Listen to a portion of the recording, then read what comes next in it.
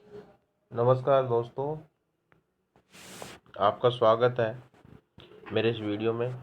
देखिए, हम बात कर रहे थे कक्षा 6 के इतिहास की। आज से पहले जो भी वीडियो हो रहे हैं, और आज हम पढ़ेंगे कक्षा 6 के सामाजिक विज्ञान की भाग 2, पृथ्वी और हमारा आवास। ये जो पुस्तक है ये भूगोल की है और इसमें भूगोल से संबंधित जानकारियाँ दी गई है। तो हम इस पाठ में यही पढ़ेंगे कि पृथ्वी जो है वो सौर मंडल में स्थित है, और सौर मंडल में स्थित होने के साथ उसके जो अन्य सात के जो ग्रह हैं उनके बारे में हम जानकारी लेंगे। देखिए, जो सूर्य, चंद्रमा तथा ये सभी वस्तुएं जो रात के समय आसमान में चमकती हैं, खगोलीय पिंड कहलाती है। यानी खगोलीय पिंड किसे कहते हैं? यानी खगोल, ये पिंड का मतलब है जो भी आकाश में जो भी रात को हमें चमकती हुई, चाहे चांद, तारे, सूर्य, चंद्रमा जो भी हो, वे सभी खगोलीय पिंड कहलाते हैं। कुछ पिंडों के पास अपनी ऊष्मा व प्रकाश होता है जिसे वे बड़ी मात्रा में उत्सर्जित करते हैं। इन्हें हम तारा कहते हैं। सूर्य भी एक तारा है। तारों के द्वारा बनाई गई विविध आकृतियों को नक्षत्र मंडल कहते हैं। यानी बहुत सारे तारे, क्या होता है कि जब एक साथ रहते हैं तो इन साथ जो भी एक साथ इतने लाखों की संख्या में जो तारे रहते हैं इनको बोलते हैं नक्षत्र मंडल। इसमें क्या है कि अर्सा मेजर या बिग बियर, देखिए ध्यान से सुनना, अर्सा मेजर या बिग बियर ये एक ही नक्षत्र मंडल का नाम है। अर्सा मेजर या बिग बियर ये एक नक्षत्र मंडल है। सप्तऋषि मंडल भी इसका एक भाग है। सप्तऋषि मंडल इसका एक भाग है। देखिए, हम भारतीय लोग क्या करते हैं कि 7 तारों का एक समूह है। 7 तारे हैं जिनको हम भारत में सप्तऋषि मंडल बोलते हैं। ठीक है, यानी 7 ऋषि मानते हैं हम इनको। तो इन 7 ऋषि तारों को सप्तऋषि मंडल कहते हैं। ठीक है, तो ये इस बिग बियर नक्षत्र का मंडल का एक हिस्सा है। ध्रुव तारा हमेशा एक ही स्थान पर चमकता है। ध्रुव तारा आसमान में हमेशा एक ही स्थान पर रहता है। यह हमेशा उत्तर दिशा बताता है कि यानी चाहे पृथ्वी घूमती रहे तो भी हम पृथ्वी के जहाँ भी कहीं स्थित हैं तो हमें आसमान में एक बहुत तेजी से एक चमकता हुआ तारा दिखाई देता है। और इस तारे का क्या नाम है? ध्रुव तारा। जो बहुत सारे जो यात्री रहते हैं, जैसे नाविक वगैरह, ठीक है, जो समुद्र में यात्रा करते हैं तो रात के समय उनको पता नहीं चलता हम किस दिशा में जा रहे हैं, तो वो क्या करते हैं, रात के समय ध्रुव तारे को निर्धारित करते हैं कि हाँ इस तरफ उत्तर दिशा है, और उसके बाद वो अन्य दिशाओं का भी पता लगा लेते हैं। ऐसा जंगल में घूमने वाले लोग भी कई बार दिशा भ्रम हो जाते हैं रात के समय, तो इससे वो पता लगाते हैं। कुछ खगोलीय पिंडों में अपना प्रकाश ऊष्मा नहीं होती है, ये ग्रह कहलाते हैं। ठीक है, बहुत सारे ऐसे हैं जो इनमें खुद का प्रकाश नहीं होता और ऊष्मा भी नहीं होती, ये ग्रह कहलाते हैं।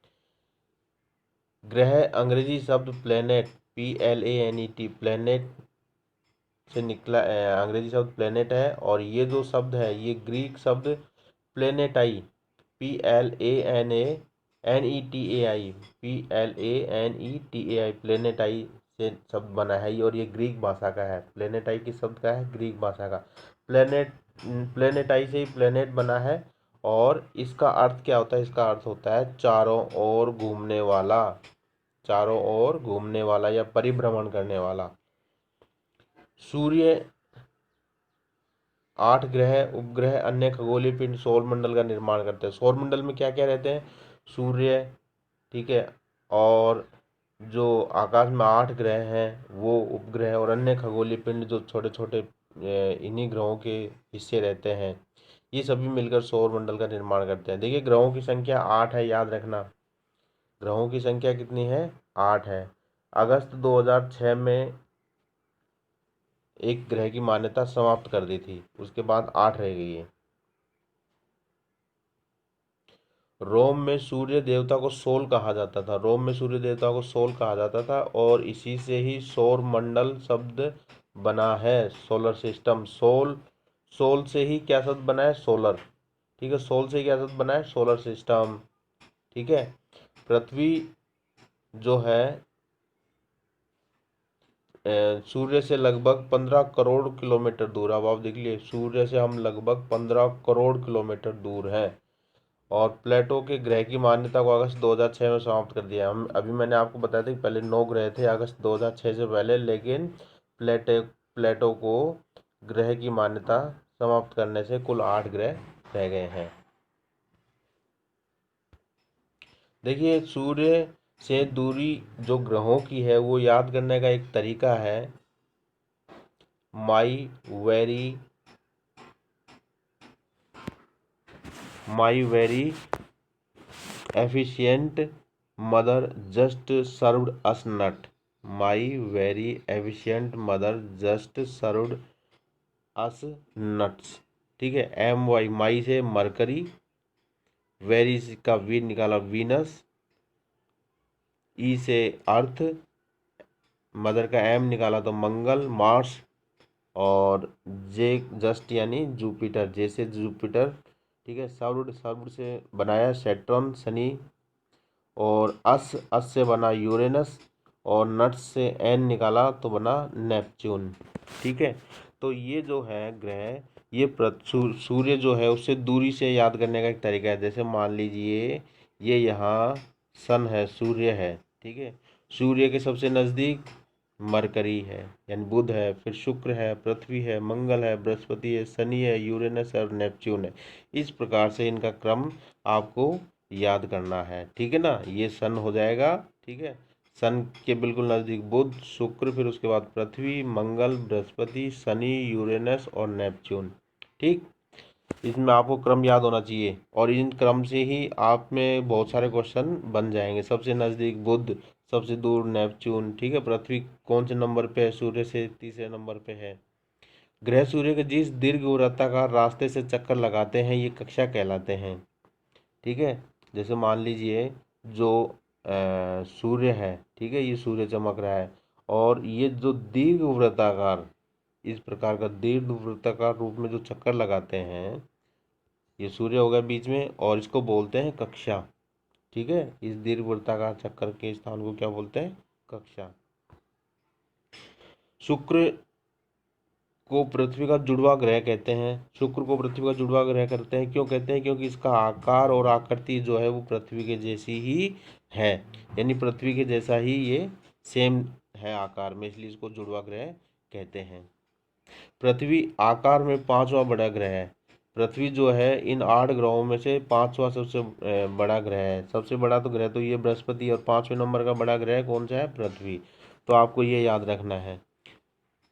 नीला ग्रह अद्भुत ग्रह भी कहते हैं। देखिए, पृथ्वी को नीला ग्रह अद्भुत ग्रह क्यों कहते हैं, नीला ग्रह इसलिए कहते हैं कि पृथ्वी का लगभग 2/3 हिस्सा जो है वो समुद्र से घिरा हुआ है, यानी पानी पानी है। जब हम अंतरिक्ष से पृथ्वी को देखते हैं तो चूंकि पानी अधिक है, तो इसलिए क्या है कि हमें पृथ्वी नीले रंग की दिखाई देती है, इसलिए पृथ्वी को नीला ग्रह भी कहते हैं। और अद्भुत ग्रह क्यों कहते हैं, क्योंकि यहाँ पृथ्वी के ऊपर जो है जीवन जीने के लिए जो भी आवश्यक चीज़ें हैं, जैसे ऑक्सीजन है, पानी है, ठीक है, और यहाँ का तापमान है, न ज़्यादा है न ठंडा है, पेड़ पौधे हैं, तो ये सभी जीवन के लिए बहुत ज़रूरी होते हैं, इसलिए पृथ्वी को भी अद्भुत ग्रह कहते हैं।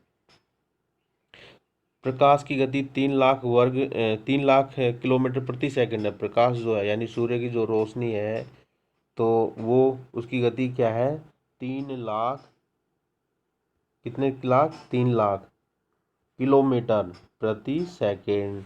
ठीक है, और सूर्य का जो प्रकाश है लगभग 8 मिनट में पृथ्वी तक पहुंचता है, लगभग 8 मिनट में। ठीक है, लगभग 8 मिनट इसलिए क्योंकि पृथ्वी के कुछ हिस्से पर 8 मिनट में पहुंच जाता है, तो पृथ्वी के कुछ हिस्से पर 8 मिनट 16 सेकंड में, और किसी जगह 8 सेकंड 19 मिनट में, क्योंकि पृथ्वी भी काफ़ी बड़ी है। देखिए, अब हम देखते हैं ये जो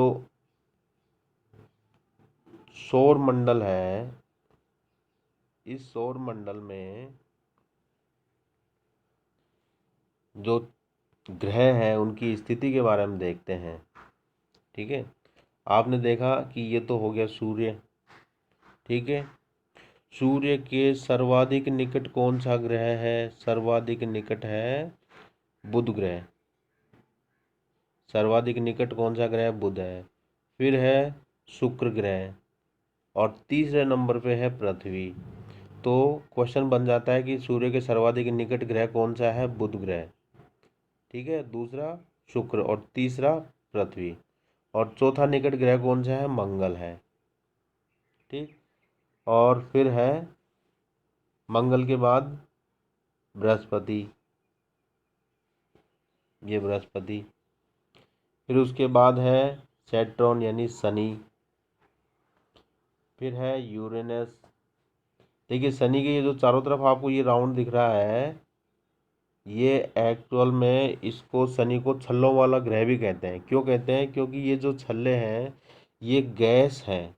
जब शनि चक्कर लगाता है तो ये गैस भी इसके साथ इस प्रकार से घूमती है, तो दूर से देखते हैं तो ऐसा लगता है कि जैसे शनि के चारों तरफ छल्ले हैं, ठीक है। यूरेनस हो गया और उसके बाद आपके ये आ गया नेपच्यून, ये नेपच्यून आ गया, ठीक है। आपको इन ग्रहों का क्रम याद करना है।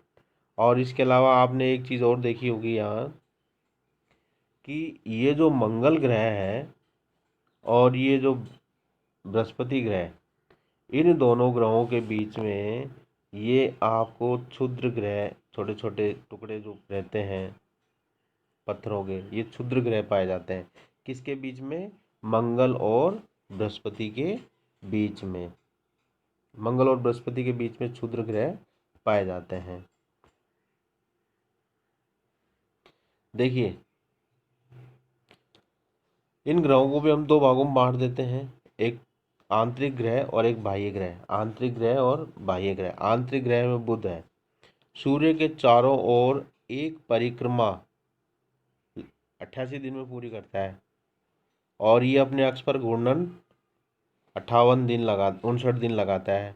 और जो शुक्र है, शुक्र सूर्य के चारों ओर एक परिक्रमण जो है 255 दिन में करता है और अपने अक्ष पर घूर्णन क्या करता है? 243 दिन में। और पृथ्वी जो है सूर्य के चारों ओर एक परिक्रमण 365 दिन में करती है और अपने अक्ष पर घूर्णन 1 दिन में कर लेती है। और पृथ्वी के जो चंद्रमा है वो एक है। मंगल सूर्य के चारों ओर एक परिक्रमण 687 दिन में करता है और अपने अक्ष पर घूर्णन 1 दिन में कर लेता है और इसके चंद्रमाओं की संख्या 2 है,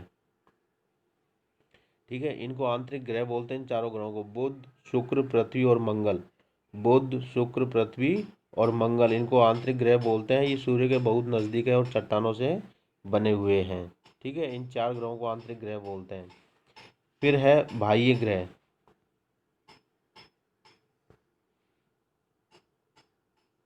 बाह्य ग्रह पृथ्वी सॉरी बृहस्पति सूर्य के चारों ओर एक परिक्रमण 11 साल 11 महीने लगभग 12 साल अपने अक्ष पर घूर्णन 9 घंटे 56 मिनट और चंद्रमाओं की संख्या लगभग 53 है इसके, यानी इतने वर्ष लगाता है, लगभग 12 साल लगा देता है सूर्य के चारों ओर चक्कर लगाने में। शनि सूर्य के चारों ओर एक परिक्रमण 29 साल 5 महीने और अपने अक्ष पर घूर्णन 10 घंटे 40 मिनट और चंद्रमाओं की संख्या लगभग 53 है।